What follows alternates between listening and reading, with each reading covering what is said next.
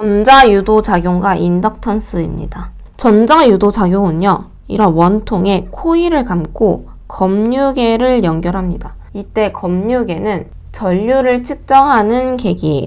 그리고 이 원통에 자석을 왔다 갔다 운동시켜 줄 거예요. 그럼 이때 자석을 왔다 갔다 운동시켜준다는 건 자기장의 변화가 생겼다는 말이죠. 그리고 이때 자기장의 변화가 생길 때 이 검유계가 왔다 갔다 한대요. 왔다 갔다 한다는 건 코일에 전류가 흐른다는 겁니다. 그럼 이때 전류가 흘렀다라는 건 기전력이 있다는 거죠. 근데 이 기전력은 어떤 기전력이에요? 유도된 기전력이죠. 그래서 유도 기전력이 발생한다 라고 합니다. 아까 그 전자유도 현상에 의해서 발생된 유도 기전력의 크기를 정의한 건데요. 이 유도 기전력의 크기는 이 권수, 코일을 많이 감았을수록 더 유도 기전력이 크게 발생하고요. 또 자석을 빨리 왔다 갔다 할수록 자석의 시간당 변화율이 클수록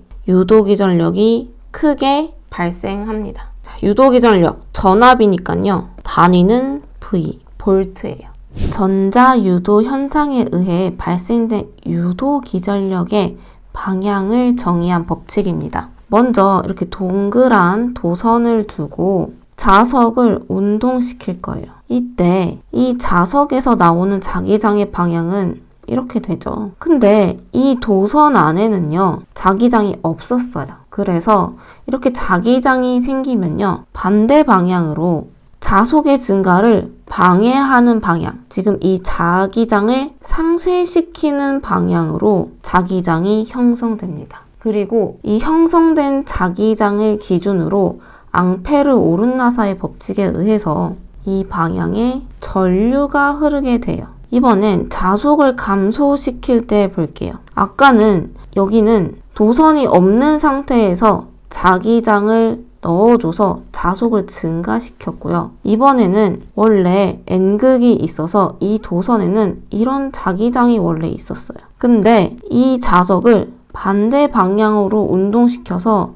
이 도선 안의 자속을 감소시켜 줄 거예요. 그러면 이만큼의 자기장이 있었는데 운동을 이쪽으로 시키면 자기장이 감소되잖아요. 그래서 자기장이 원래 있던 만큼 있었으면 좋겠어 해서 이렇게 원래 있던 만큼 자속의 감소를 방해하는 방향으로 자기장이 또 형성됩니다. 그리고 이 형성된 자기장을 기준으로 앙페르 오른나사 법칙에 의해서 이 방향으로 또 전류가 흐르게 됩니다. 이게 렌츠의 법칙이에요. 그래서 이 유도 기전력의 방향은 자속의 변화를 방해하는 방향으로 발생하죠. 반대 방향으로 발생을 해서 마이너스를 붙입니다. 그래서 우리 아까 배운 패러데이 법칙과 렌츠의 법칙을 합쳐서 패러데이 렌츠 법칙이라고 하고요. 이 패러데이 렌츠 법칙은 패러데이 법칙에 마이너스를 붙여서 패러데이 렌츠 법칙이라고 정의합니다. 플레밍 오른손 법칙은요, 자석 사이에 도체를 두고요. 자기장 안에 도체를 둔 거죠. 자기장 안에 도체를 두고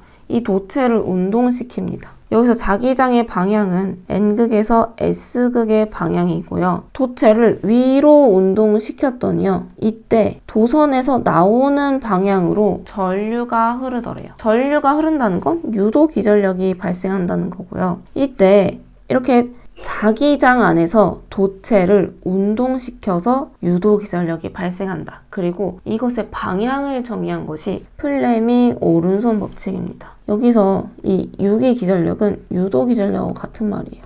이 플레밍 오른손 법칙을 식으로 정리하면 E는 BLV 사인 세타인데요. 이때 B는 자속 밀도고요. L은 도체의 길이. 이렇게 자기장이 있을 때 도선의 길이가 길수록 자기장을 더 잘 끊겠죠. 도선의 길이가 이렇게 짧으면 자기장을 많이 못 끊으니까요. 그래서 도체의 길이 그리고 빨리 끊을수록 유도 기전력이 더 크게 발생하고요. 그리고 90도를 끊는 거랑 내가 비스듬하게 끊는 거랑 크기가 다르겠죠. 심지어 얘를 끊는 방향 위아래로가 아니고 좌우로 움직인다면 이 자기장을 끊을 수가 없겠죠. 그래서 자기장과 도체가 이루는 각 사인 세타도 넣어줍니다. 자기 인덕턴스입니다.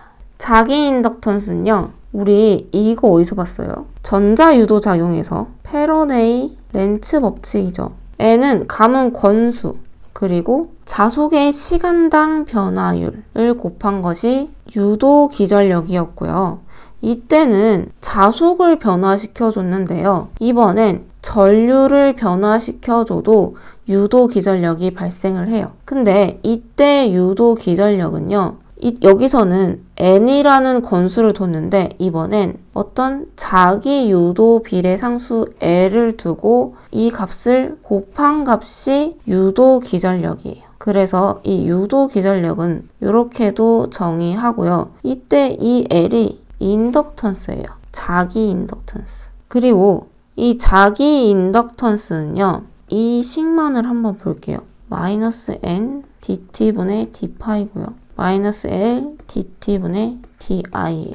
자, 그럼 여기서 양 옆에 얘네들을 한번 날려볼까요? dt분의 d. 얘네를 날리고 양쪽에 마이너스니까 플러스로 만들게요. 그러면 n파이는 li라는 식이 나옵니다. 그리고 자기 인덕턴스 L을 두고 나머지를 넘기면 L은 i분의 n파이예요.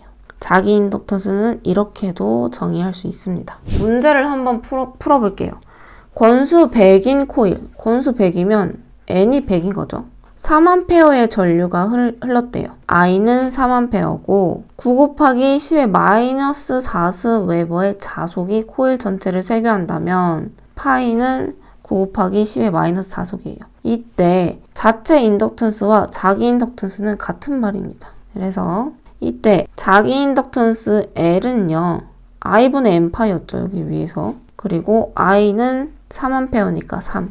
권수는 100. 자속은 9 곱하기 10의 마이너스 4승을 대입해주면 여기 없어서 3. 그래서 300 곱하기 10의 마이너스 4승은 30 곱하기 10의 마이너스 2승이기도 하고 그리고 인덕턴스는 밀리헨리라는 단위를 많이 쓰거든요. 그래서 밀리헨리로 만들려면 얘를 10의 마이너스 3승으로 만들어줄 거예요. 그러면 얘는 30 곱하기 10의 마이너스 3승이 되겠죠. 여기서 10의 마이너스 1승하고 얘 0하고 이렇게 곱해주면 그래서 정답은 30mH입니다. 환상 솔레노이드에서의 인덕턴스입니다. 환상 솔레노이드는요.